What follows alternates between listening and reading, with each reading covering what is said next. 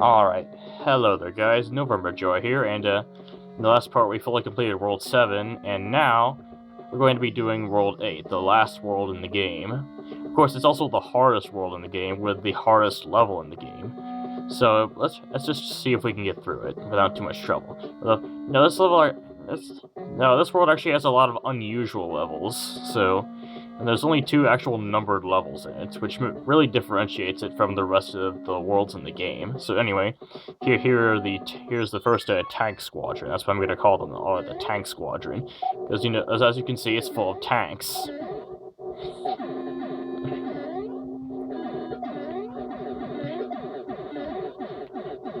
Now, part of the time, it's actually a good idea to stay close to the right side of the screen.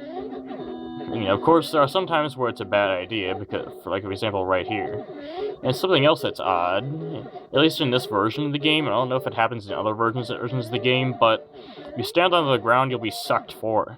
So you have to keep going left if you want to avoid stuff, because you'll be sucked to the right.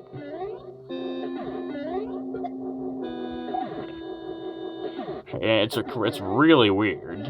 Aw, that sucked. You see that? And that's why I save state. Ah, you can't hit me. Nope. And there we go. You can get a leaf right there.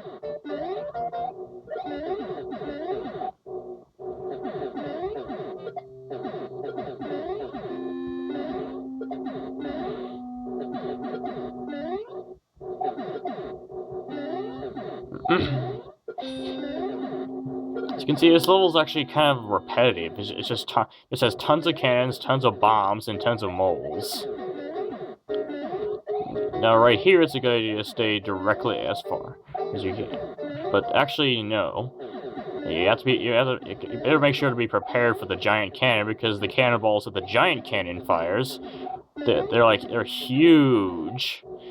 So if you're not prepared for them, they're definitely going to hit you, especially since they move so fast. But anyway, now this little ledge here, actually this wasn't here in the Japanese version, so if you fell down here, then it would have been like nearly impossible. It would have been like impossible to get back up, which is why they fixed it for the American version. But anyway, instead of having an actual boss, for some reason, they decided to go for just sending a boomerang bro at you instead, which, as you can see, is not very effective.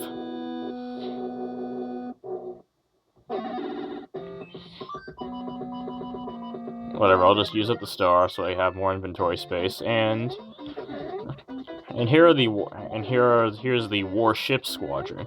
Now, I would not recommend going down there for the power-up unless you're small, in which case you need the power-up anyway, and you're small. And when you're small, you'd have a better chance of dodging the constant gunfire down there. But anyway, this place really loves sending moles at you, and it also has more of these big cannons than before. So you gotta constantly be mindful of those things. Especially since the cannonballs they shoot are so fast.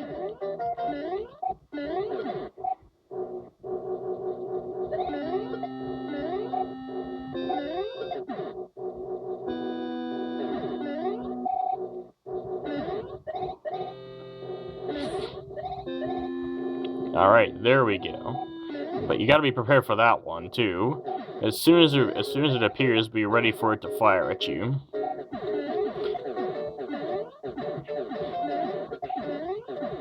As you can see, this level is actually very similar to the tank one, except for the fact that, like, if you fall between the warships, you're probably going to be screwed, because it's a bit difficult to jump back out of the water. And again, that little ledge on the right, that wasn't there in the original version, like, Japanese version. They added it because you wouldn't be able to jump back onto the ship if you fell into the water. Anyway, yeah, we gotta fight Boom Boom yet again. He's supposed to only be in castles, but I guess he wanted more punishment. As you can see, he's been punished once again. He wanted punishment? Well, he got it.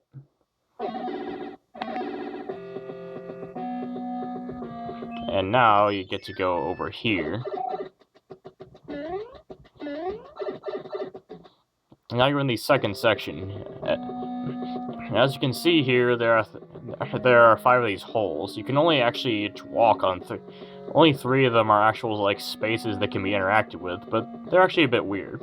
When you step on one, it seems to be randomly determined, but sometimes when you step on one, the screen flashes and a hand comes and pulls you into the level.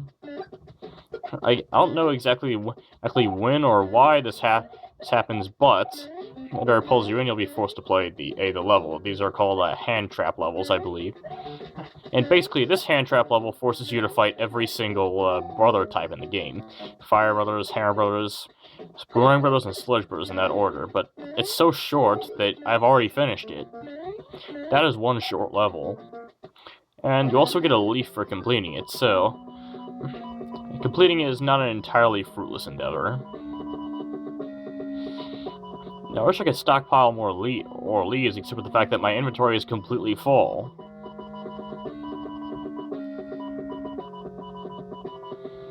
But I'll just use up some of these fire flowers to free up some space. But anyway. Now, this one didn't pull me in for some reason, but I'm gonna go in there anyway. This is just so I can show you what it's like. This is actually the easiest of the hand trap levels. The only danger you have is the lava and these fireballs jumping out of it. And none of that is very difficult to avoid. As you can see, I've already completed it. I completed it in less than 20 seconds. That's a really short level. And now here's level 3. This is definitely the hardest one, I can tell you that much. Basically, it's, the entire time you're running here, basically you gotta keep running, and wow, that was close. I'm having tons of close calls here, but anyway, you just gotta run along here and make while dodging the jumping cheeps. But anyway, and again, this is a really short level, but it is definitely the most dangerous of the hand trap levels, and I was really lucky that I didn't get owned. But don't worry, they make up for that by making the next level probably one of the hardest Mario levels I've played for quite a long time. I would definitely advise that you have a leaf for this level. Basically, it's a level that scrolls super fast. This level scrolls way faster than any other level in the game. It has tons of these moles that throw wrenches at you. It has tons of flamethrowers, and you have to keep jumping between these tiny airships.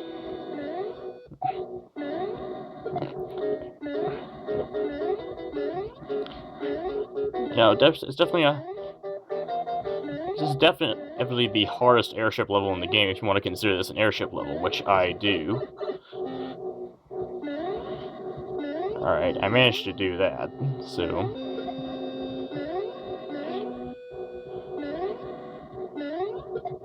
Alright. Ah! There we go. Oh, I actually made it. I'm surprised that it was as easy as it was. And now, at the end, you have to fight Boom Boom once again. Now, if Boom Boom was actually hard, then this would probably be, like, rage-inducing, but thankfully he's not, as I'm sure you've seen already. When I was practicing, I died like 20 times on that, trying to get through that level. But anyway, let's just swiftly move on from that level. And now here's the third section of this world, which is actually called Dark World, I believe. And this one is shrouded in darkness, so you can barely see what's around you. And and here is numbered level 1. Now, it's obviously not the first level in the world, but it's the first numbered level in the world, so... whatever. Now, jumping down here is definitely something you want to do. You want to try to time this properly so that the fire plant isn't up when you try to jump over there. This level also has tons and tons of bullet shooters. Now down there you can get a star if you're brave enough to go down there, but I wouldn't advise doing that. Although over here you can get a 1-up mushroom, and ouch.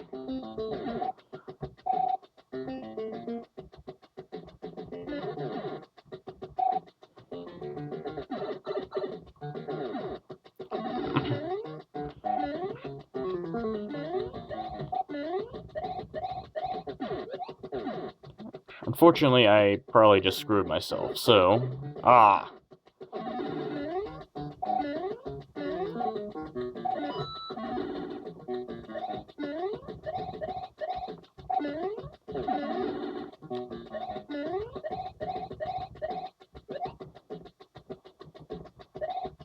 Alright, so now you have to wait for this Koopa to be high enough and then jump off of it. Now, of course, this stuff is way easier if you have a tail, which is why I made sure to keep one. You have to make sure to have some momentum first and then jump off of the note block, and even then you can just barely make... And even then, you'll only just barely make it. That jump used to give me a lot of trouble when I was a little kid. Anyway, now it's time for level 2. Now this can actually be a really hard level, and for some reason, in this version, in the original version of the game, like right here, the level's like all black and white. I have no idea why, but there's one trick that you can use to make this level a lot easier. You can actually descend down that quicksand flow, and then there's 2 pipes. If you go left, you can get a power from this pipe. If you go right, then you can get coins. But I chose the power just because I feel like it.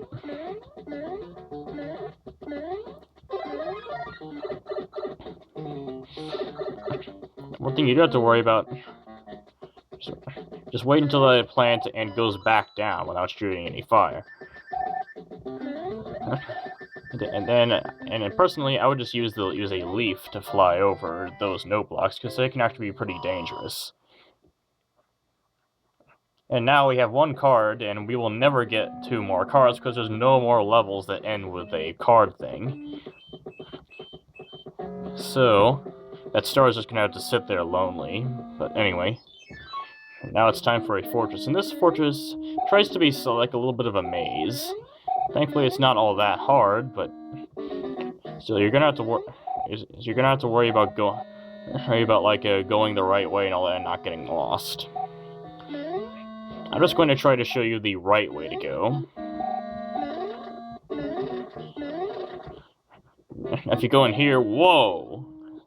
Unfortunately, they start you on top of a conveyor belt, which is a really bad design decision.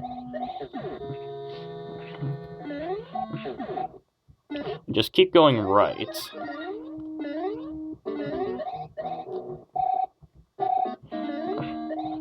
Just go over here. Let's go over here and go into this door. And from there, use this P switch and run through here. If you're running at max speed, you don't have to worry about those nuclear waffles or the thwomp.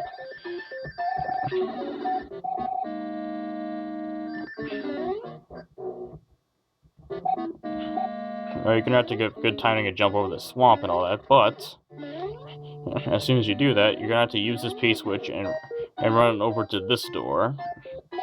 Fortunately, now you have to wait for the P switch to run out, because this conveyor belt doesn't work when the P switch is on. But as soon as it starts working again, you just have to keep ducking so that you won't get hurt by the spikes and you can get under them. And then you have to beat up Boom Boom once again.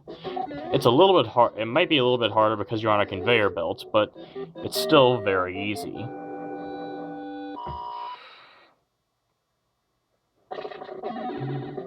As you can see, there was a lock over there, but I just destroyed it. Not that it really matters, but now it's time for the very last portion of this world.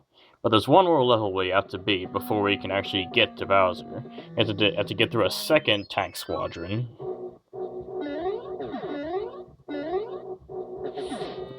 And this one has... And let's just say this one has tons of cannons. I think it might actually have more cannons than the first tank squadron does. Ah, that was cheap.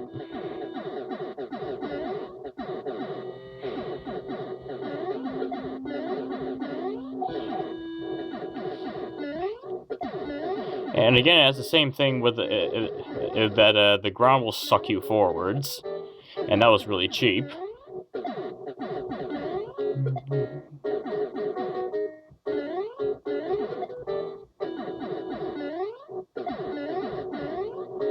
Alright, just keep on getting hit.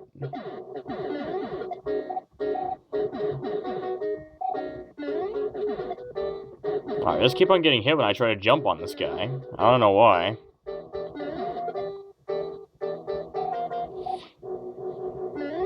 Alright, well, anyway. You have to make sure the ground doesn't suck you forward too much here. Thankfully, I'm just going to let it escalate. I just let it work like... For some reason, the ground here works like a conveyor belt. I don't know why.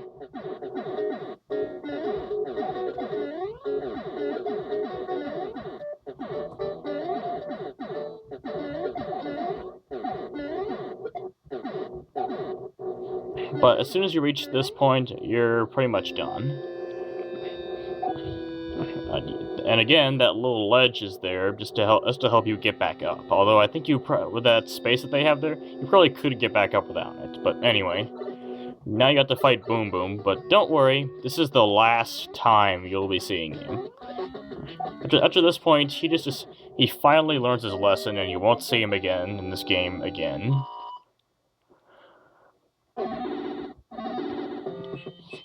That's probably at least partially because of the fact that the only level you have left is this level, Bowser's Castle. Now, I'll be showing you the route that I like to do, but there are multiple routes to go through. But anyway. So as soon as you make sure you're running at full speed, otherwise those lasers will destroy. Otherwise those lasers will get a cheap hit on you. You have to go up using that invisible platform, and then go down using this donut block. There's a hotfoot over here. You shouldn't need to worry about it. And then you have to worry about a whole bunch of nuclear waffles, which are in the worst possible spots. And wow, that was close. And now you get these. I have to worry about these fireballs, which will jump up to ridiculous heights just to try to hit you. Well, that sucked. Good thing I save stated. And I like to take the top path because I believe the top path is actually a little bit easier. Like these Bowser, other than that first one, none of these Bowser statues will shoot at you as long as you take the top path. And wow, why did I jump right on the fireball? You have to jump back and forth here, but you also have to deal with the fireballs that are being thrown at you. Anyway, as soon as you go into this door, it's time to fight Bowser.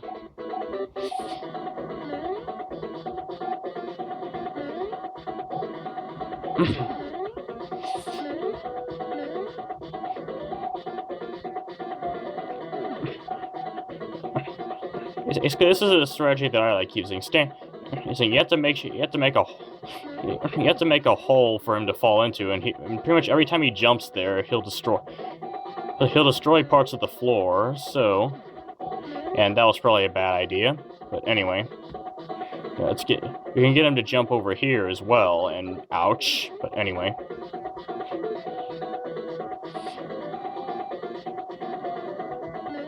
And there we go.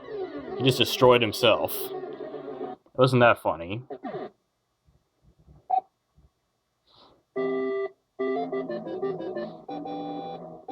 That's the final battle of the game beaten. Now the only thing you have left to do is enter the door and watch the ending.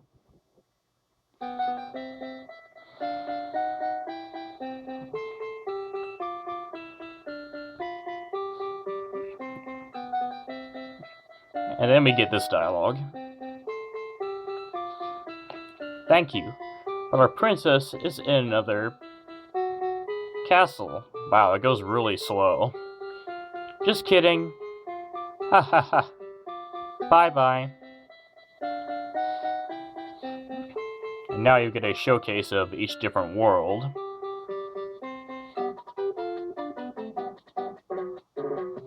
Okay, well, so there's World 1, Grassland. And then in World 2, the Desert Land. Of course, they show a Fire Brother here, even though the only way you can encounter a Fire Brother is to do secret stuff. Then here's Waterland. Then World 4, my favorite world in the game, Giant Land. and then we have Skyland, and my second favorite world in the game. And then Iceland. That's between World 6 and World 7, which one I dislike more, but anyway.